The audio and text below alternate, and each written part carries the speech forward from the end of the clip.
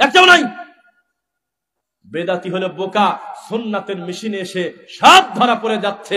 আরে 10 বছর আগে মার্ডার করে মরে গেছে, আরে 3 মাস 6 মাস আগের একটা লাশ এদের নাঙ্গল কোটে তুললো কয়দিন আগে। 3 মাস আগে ছেলেরা মারছে বাপকে, অথবা স্বাভাবিক মৃত্যু হয়েছে, সন্দেহ হওয়ার কারণে বাপের লাশটা আবার তুলে ফরেনসিক ল্যাবে পাঠালো, দেখলো যে শরীরে কোনো আঘাতের চিহ্ন আছে কিনা। অথচ মার্ডার হয়েছে 3 মাস আগে, কিন্তু তার এই হাড়হাড্ডি মেশিনে দেওয়ার কারণে বোঝা যাচ্ছে লোকটার অপমৃত্যু না স্বাভাবিক মৃত্যু। বুঝতেছেন কথা? তা আমাদের ফরেনসিক ল্যাবের নাম হলো কোরআন সুন্নাহ। এই সুন্নাহর মেশিনে ও হুজুর তোমার আমল যদি না টেকে, তোমার যত বড় জুব্বা থাক তুমি বাতিল, তুমি বাতিল। তোমাকে কোরআন সুন্নাহর মেশিনে আমরা ঢোকাবো, তোমার নামাই তো টিকবে কি টিকবে না তুমি চিন্তা করো। কোরআন সুন্নাহর মেশিনে তোমাকে ঢোকাবো, তোমার মিলাদ টিকবে কিনা জানি না, তবে দরুদ টিকে যাবে, কারণ এটা দেওয়া ছিল, তোমারটা দেওয়া ছিল না, তোমারটা ইবলিস দিয়েছে। সব কথার উপরে পণ্ডিতি চলবে কেন? যেই হুজুর বলতেছে নামাজ আবার কসর কিসের, এখন কি সেই দিন আছে? আগে হলো পায়ে হাঁটি যেত মানুষের কষ্ট হতো তাই, এখন তো স্ক্যানিয়া গাড়িতে করে ঢাকা থেকে চট্টগ্রাম যাচ্ছে, কত আরামের জার্নি, এখন আবার নামাজ অর্ধেক কিসের? কিয়াস করতেছে। ওই হুজুরকে বলেন আপনি হয়তো জানেন নাই, আপনার মূল উস্তাদ কিন্তু ইবলিস শয়তান। তাকে বলা হয়েছিল সেজদা দাও আদমকে, তিনি পণ্ডিতি করে বলেছিল আল্লাহ আমি আপনার একটা ভুল ধরে দেই, আপনার সিদ্ধান্ত ভুল গেল।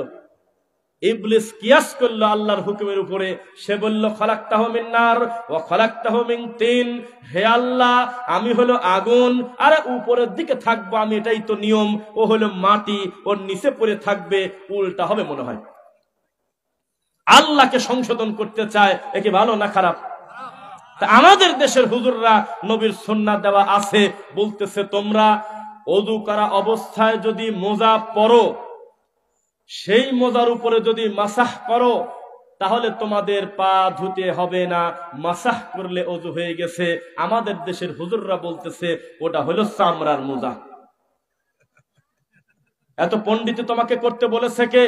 শরীর দেখা যায় না এমন 20 টাকার মোজাও যদি হয়, পৃথিবীর যেই দেশে যেটাকে মোজা বলে সেটার উপরেই মাসাহ করতে হবে। ইসলাম হলো সহজ, বোঝা যাচ্ছে না? এত পণ্ডিত করতে হবে কেন?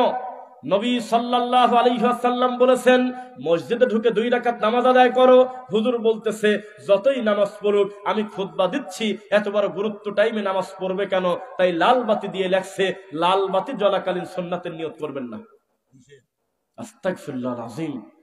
অথচ ওই সময় নামাজ পড়লে ডিস্টার্ব হয়তো হুজুরের খুতবায়, অথচ হুজুর যখন আমিন আমিন বলে বলতেছে রব্বানা যালামনা আনফুসানা বিহাক্কি লা ইলাহা ইল্লাল্লাহ, তখন অলরেডি আমি মাগরিবের 1 রাকাত পাইনি। তাহলে ওর মোনাজাতের কারণে আমার ফরজের ক্ষতি হলো। মরা পর্যন্ত হুজুর যদি লাল বাতি জ্বালায়, মরা পর্যন্ত হুজুর যদি খুতবা দেয়, আমার ফরজের ঘাটতি পূরণ হবে? মানুষ কত ভঙ্গি করে। নবী বলেছে ততদিন পর্যন্ত তোমরা ধ্বংস হবে না যতদিন পর্যন্ত সময় মতো তাড়াহুড়া করে ইফতার করবে। এটা নবী বলেছে। সামনে রমাদান, দেখবেন যে ব্যাককিরা লেখছে একটা পোস্টার। মনে করেন এইটা হলো একটা আপনার ক্যালেন্ডার, রমাজানের ক্যালেন্ডার। এই ডান পাশে লেখা কুমিল্লার জন্য 3 মিনিট যুক্ত করা হলো। সূর্যাস্ত 5:49, সতর্কতা বশত 4 মিনিট যোগ করা হলো। এটা নবীর সুন্নাহকে হত্যা করা। 1000 লোক একটা মজলিসে, হঠাৎ করে 5:49 বেজে গেল। ভালো মানুষের বাচ্চা একটা খেজুর হাতে করে একটু পানি নিয়ে যেটাই তার কাছে থাকুক বিসমিল্লাহ বলে তিনি খাবে, এটা নবীর সুন্নাহ। তখন বাকি লোকজন বলবে যে দেখো রোজাটাই মারিয়ে দিল, সারাদিন পারলো আর কি 5 মিনিট পারতো না। এটা হলো ইবলিসের অনুসারী। নবীর সুন্নাতের প্রতি এত রাগ থাকবে কেন? আল্লাহর নবী জানতো না রহমতের 10, মাগফিরাতের 10, নাজাতের 10। আমাদের হুজুররা একটা গবেষণা করলো, রোজা যেহেতু 30 দিনে 3 ভাগ করে হলো, আউয়ালুহু রাহমাতুন, রহমতের 10, আওসাতুহু মাগফিরা, মাগফিরাতের 10, আখিরুহু নাজা, নাজাতের 10, 3 ভাগ করো। অথচ আবু বকরের এই সাহস হয়নি। নবী বলেছে গোটা রমাদান হলো রহমত, গোটা রমাদানের 24 ঘন্টা হলো মাগফিরাত নাজাত। কখন তুমি আল্লাহর কাছ থেকে ক্ষমা নেবে, কান্নাকাটি করে তুমি কাঁদতে থাকো, আল্লাহ তোমাকে ক্ষমা করবে। আমাদের দেশের হুজুররা লেখছে তো লেখছে, এই দেখেন আপনারা এ কথা অস্বীকার করতে পারেন যে আপনারা বক্তব্য দেন মানুষ শোনে, আর একটা নবী বক্তব্য দিত শোনে নাই, একাই জান্নাতে যাবে, এই কি একটা কথা? আরে প্রমাণ তো এখানে আছে। তো আমাদের সুন্নাহপন্থী লোকের সংখ্যা যেমন বাড়তেছে, বিদাতির দিক থেকে আবার বাড়তেছে। মিথ্যা না সত্য? তাদের কানে সত্য পৌঁছে না, তাদের অন্তরে তালা মারা। নইলে ইসলামিক ফাউন্ডেশনের মতো একটা গুরুত্বপূর্ণ জায়গায় বসে কোন লজ্জায় নাওয়াইতু আন আসুমা গদা লেখে, যে হাদিসের সরাসরি রাবি হলে ইবলিস শয়তান। যেই হাদিসটা সহিহ সনদে এসেছে ইবলিসের কাছ থেকে, এমন একটা নোংরা কথা ইসলামিক ফাউন্ডেশনের ক্যালেন্ডারে, আপনার এই রমাদানের ক্যালেন্ডারে থাকে কিভাবে? এতগুলো হুজুর এক জায়গায় বসে ভোট করেছে, এখানে কোন আক্কেলে লিখতে পারে রহমতের 10, মাগফিরাতের 10, নাজাতের 10, অথচ এটা জাল হাদিস। নবীর সুন্নাত মানবে কে? আপনাকেই মানতে হবে। যার প্রতি কোরআন নাজিল হয়েছে তিনি বলতেছে আমাকে জানানো হয় নাই স্পেসিফিক লাইলাতুল কদর কবে, তবে রমজানের শেষ দশকে আছে। বুঝলেন না? মনে হয় রমজানের কবে আছে? শেষ দশকে আছে। আবার তিনি একটু হিন্টস দিয়েছেন, রমজানের শেষ দশকের বিজোর রাত্রিতে তালাশ করো, 21, 23, 25, 27, 29 কোন দিন হবে আমি নবী পর্যন্ত জানি না। আর কফিল উদ্দিন সরকার করছে আমি ঠিক পাইছি 3-27। আমার এই বক্তব্য যদি উনি শোনে আমার কিচ্ছু আসে যায় না, আমি এখনই মোবাইল বের করে দিয়ে দেব। আসলে এই শয়তানি সে করছে। সে বলতেছে উলামায়ে কেরাম বলেছেন, বোঝা গেল মনে হয় হতে পারে, তাহলে মনে হয় 3 যেহেতু 27, তাহলে 27-এ লাইলাতুল কদর হবে। আস্তাগফিরুল্লাহ। যেই লোকটা 27কে চূড়ান্ত মনে করে নিয়েছে, 25-এর প্রতি তার ওই গুরুত্ব থাকবে না, 21-এর প্রতি গুরুত্ব থাকবে না, 23-এর প্রতি ওই গুরুত্ব থাকবে না, 29-এর প্রতি ওই গুরুত্ব থাকবে না। এটা আল্লাহ গোপন রেখেছেন। বান্দা তার নিজের ইমানের গতিতে একেবারে পুরো 10টা দিন ইতিকাফ করবে আর সন্ধান করবে লাইলাতুল কদর আছে কোন সময়।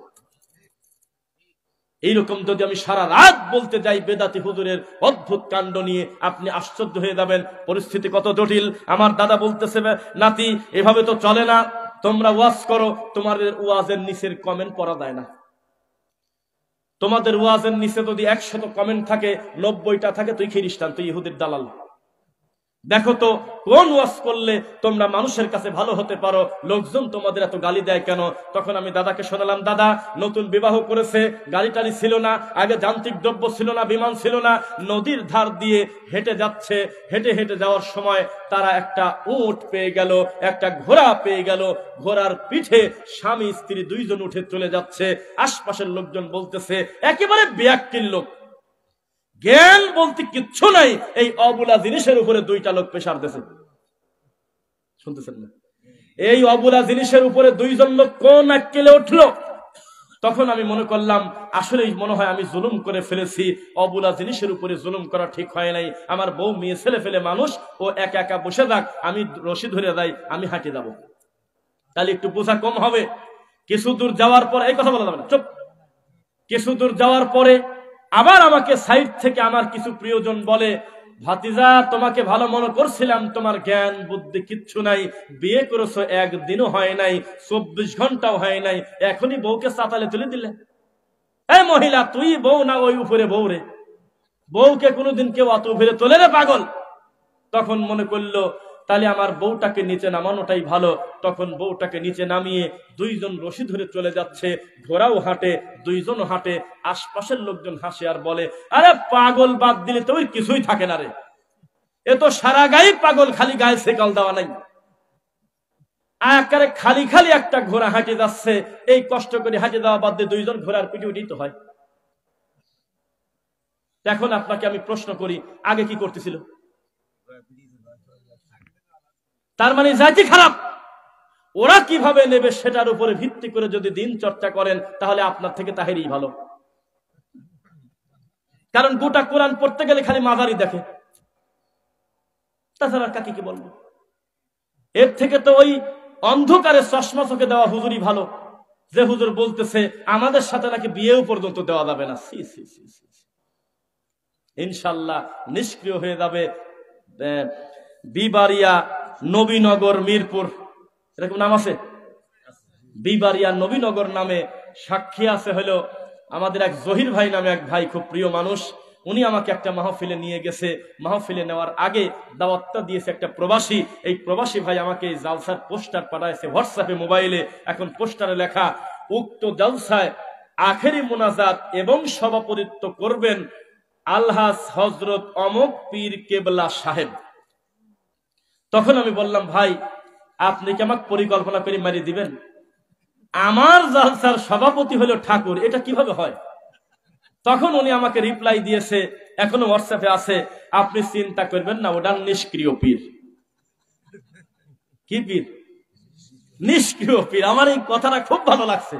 আমি মাঝে মধ্যে বলি, এ পীর বলে নিষ্ক্রিয় পীর কেন? বলে আমার দাদা মুরিদ ছিল, বাপ মুরিদ ছিল।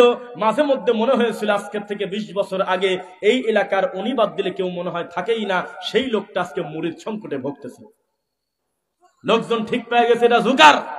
কুরআন হাদিসের দাওয়াতের ফলে দিন দিন আহলে হাদিসের সংখ্যা এত বেশি বেড়ে গেছে, এ রোগীর মতো বসে আছে, মুরিদ সংকটে ভুগতেছে। চিন্তা করবেন না, ইনকামিংও নাই, আউটগোয়িংও নাই, দুই কালি ঠসা, এমনি খালি বসে থাকবে। কিছু মুরব্বীদের খুশি করার জন্য আপনি বক্তব্য দিয়ে দেবেন রিল্যাক্সে, ও কিছু শোনেই না। ইনশাল্লাহ যেই মাজার আপনি আপনার বাপ করেছে, ওই মাজার আপনার ছেলে ভাঙবে ইনশাল্লাহ। আপনি কা পুরুষ আপনি ভাঙতে না পারেন। যেই তাবিজ আপনার দাদা আপনার গলায় দিয়েছে, আপনি কা পুরুষ তাবিজ আপনি গলা থেকে খুলতে না পারেন। কখন জানি শুনবেন না, আপনার 15 বছরের ছেলে বলবে, আব্বা এই মুহূর্তে তাবিজ খোলো, না হলে কিন্তু আমি জানাজায় যাব না।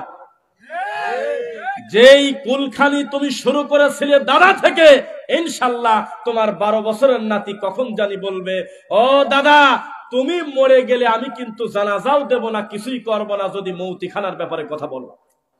আমি তোমার জন্য আল্লাহর কাছ থেকে ক্ষমা প্রার্থনা করব, আর প্রবাস থেকে কষ্টের টাকা পাঠিয়ে তোমার জন্য এতিম খাওয়াবো, তোমার জন্য মাদ্রাসা বানাবো, তোমার জন্য টিউবওয়েল করে দেব, কুলখানি আমি করব না। ইনশাল্লাহ খুব দ্রুত এলাকায় ঘুরবেন, চট্টগ্রামের মতো জায়গায়। সম্ভবত আমি গায়েবের মালিক না, তবে সুধারণা রাখি আল্লাহর ইচ্ছায় এমন দিন খুব দ্রুত হয়ে যাবে, বেদাতি হুজুর এলাকা এলাকায় ঘুরবে আর বলবে, এই এলাকায় মিলাদ পড়ার কেউ নাই। ভিতর থেকে আওয়াজ আসবে, তুই সর, তাড়াতাড়ি পিঠে চামড়া তুলে দেবো, আমরা এখন দরুদ পড়ি। চিৎকার দিয়ে বলবে, এই এলাকায় কি তাবিজ নেওয়ার কেউ নাই? বলবে নাই। আমরা আয়াতুল কুরসির ফজিলত ঠিক পেয়ে গেছি, সুবহানাল্লাহ 33 বার ঠিক পেয়ে গেছি, বাকারার শেষ 2 আয়াত ঠিক পেয়ে গেছি, সূরা মুলক ঠিক পেয়ে গেছি। তুই সর তাড়াতাড়ি, আমার বাচ্চাকে আমি পানি পরে খাওয়াবো, তুই কি না? বলবে, এই এলাকায় কুলখানি করার লোকজন কি নাই? বলবে, কুলখানি করব যে টাকা দিয়ে, তার থেকে 30 গুণ টাকা দিয়ে অলরেডি আল্লাহর একটা ঘর করে দিয়েছি, একটা মাদ্রাসা করে দিয়েছি, তোর মতো শকুন খাওয়াবো না। ইনশাল্লাহ মুরিদ সংকটে ভুগবে পীর, কারণ এটা ছিল না, থাকবে না। যেটা ছিল সেটা হলো কোরআন এবং সহিহ হাদিস। আমরা আশা করি এই বিজয় আমরা দেখবো ইনশাল্লাহ। আল্লাহ তুমি কবুল করো। যাই হোক, অনেক কথা বলে ফেলেছি। এক মাহফিলে এত লম্বা কথা বললে হবে না, গুলায় ফেলবেন। এখন আপনারা আমার সামনে যারা আছেন উপস্থিত, তাদেরকে ঘড়ি আছে 12:15 বেজে গেছে, বলতেছে মাত্র 12:15 না? 1 লাখ টাকা মাত্র, 1 লাখ টাকা, কিন্তু সাইডে লেখা থাকে মাত্র 5,000 টাকা বাড়ি চলে গেছে। এটা কথা? 5,000 টাকা লিখতে হবে নাই, 1 লাখ টাকা ওরা লিখতেছে, 1 লক্ষ টাকা মাত্র। কি 1 লাখ টাকা অনলি? তাহলে 5,000 টাকা জমা দেওয়া লেখছে যে 5,000 টাকা নাই, জিরো। মানে এটা তো বাস্তব কথা। তো 12:15 মানে অনেক রাত, কারণ আপনার সামনে একটা গুরুত্বপূর্ণ ইবাদত আছে, হলো ফজরের নামাজ। কথা বোঝা যাচ্ছে? ফজরের সালাত বাদ দিয়ে যদি আমরা বক্তব্য শুনে হেদায়েতের আশা করি, এটা কোনোদিন সম্ভব না। সম্ভব কি? তবে এখানে আমি আপনাদের স্বার্থে 2টা কথা বলি। দরিগিয়ালি উত্তরপাড়া জামে মসজিদের উদ্যোগে এই মসজিদটাকে 2 চোখ দিয়ে আপনারা দেখছেন? দেখছেন নাকি? আমি কিন্তু এর আগেও আসছি এই মাঠে, এই জায়গা কিনা জানি না, তবে এখানে এটা এমন একটা দেশ, যে দেশে একবারের বেশি 2 বার মেম্বার হওয়া খুব কঠিন। সেখানে একই বক্তা আবার রিপিট হয়ে যাচ্ছে। আলহামদুলিল্লাহ, ভালোবাসা আল্লাহর জন্য, তাই আমাকে আনছে। কিন্তু এই মসজিদটা আমি কিন্তু 2 চোখ দিয়ে তাকায় দেখে আসছি। একটু আগে দেখে আসছি। আল্লাহর ঘরটা যদি আমরা সুন্দর করে একটু বাউন্ডারি দিয়ে পর্দা দিয়ে আলাদা সেপারেট করতে যাই, একটা বড় ধরনের খরচ আছে কিনা? তা আমিও যখন ওখানে বসে আছি তখন দেখতেছি মহিলা প্যান্ডেল থেকে আমাদের মা বোনরা পর্যন্ত 5,000 দিয়ে শুরু করতেছে, আলহামদুলিল্লাহ। কারণ আমি জানি এলাকার মানুষ সচ্ছল, আল্লাহ তাদের আর্থিক সচ্ছলতা দিয়েছে। প্রবাসী বাদ দিলে কিছুই থাকে না, যেটা বেশি মুরব্বী সেটা খাটিয়ে আছে, যেটা যুবক ও কখন দিন যায়। মিথ্যা বললাম নাকি? তাহলে আপনাদেরকে আল্লাহ সচ্ছলতা দিয়েছে, আল্লাহর ঘরের রানিং কাজ সুন্দর করে কাজটা করতে গেলে একটা বড় ধরনের খরচ আছে। আমি আশা করতেছি আমার মুখে দোয়া না বলা পর্যন্ত আপনি যাবেন না ইনশাআল্লাহ। আপনার আচরণ যদি আমি ভালো পাই তাহলে আমরা আরো কিছু কথা সামনে আগাবো ইনশাআল্লাহ। তার আগে আর একটা কথা বলে নেই, আমি একটা বই খুঁজতেছি, সে বইটা হলো পূর্বের ছাপানো লাল কালার সাদা গোবরে কাগজ, সেটা হলো গুনিয়াতুত তালেবিন আব্দুল কাদের জিলানির লেখা। বুঝতে পারলেন? যদি বলেন যে বাজারে তো পাওয়াই যায় না, 3টা পৃষ্ঠা চুরি করে কাটি ফেলছে। যেই পৃষ্ঠাতে আব্দুল কাদের জিলানি লেখছে, ও পৃথিবীর মানুষ, আমার নামাজের ধরন হলো রুকুতে যাওয়ার সময় আমি হাত উঠাই, রুকু থেকে উঠে আমি হাত উঠাই, ওই পৃষ্ঠা রাখে নাই। আব্দুল কাদের জিলানি নিজে বলতেছে, শোনো পৃথিবীর মানুষ, তোমরা যদি যুগে যুগে বেদাতিকে চিনতে চাও তাহলে আহলে হাদিসদেরকে যারা নামে বেনামে ব্যঙ্গ করে তারাই হলো বেদাতি। ওই কয়েক পৃষ্ঠা রাখে নাই। পৃষ্ঠাগুলো থাকলে ওই বইটা আমি হাজারো কপি ছাপিয়ে প্রত্যেক মাহফিলে মাহফিলে বলতাম, যে কোনো পীরের বড় পীর হলো আব্দুল কাদের। ঠিক কিনা বলেন? যে ডেলিভারি হওয়ার 600 বছর আগে মিরাজে চলে গেছে, নাউজুবিল্লাহ। ডেলিভারি হচ্ছে হলে 500 বছর পরে নবীর মরার, আর এই পাগলে তুলে দিয়েছে হলে উপরে। ডেলিভারি হচ্ছে 18 পারা প্যাকেট নিয়ে, তারপরেও তার নাম হয়েছে বড় পীর। তার জীবনী আমরা খুঁজতেছি, কখন জানি বইটা সামনে আনি। এ খেদমত যেন কবুল করেন আল্লাহ, বলেন আমিন।